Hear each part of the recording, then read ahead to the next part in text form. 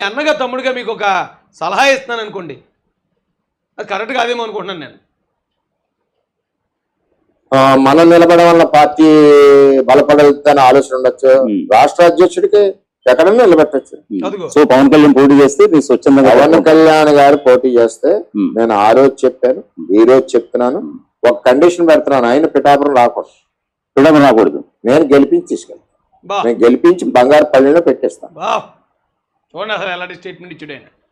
ఆయన అంటూ పోటీ చేస్తే ఆయన పిఠాపురం రావాల్సిన అవసరం కూడా లేకుండా గెలిపించి బంగారు పల్లెలో పెట్టి తీసుకెళ్లే బాధ్యత నాదని చెప్పాడు ఆయన.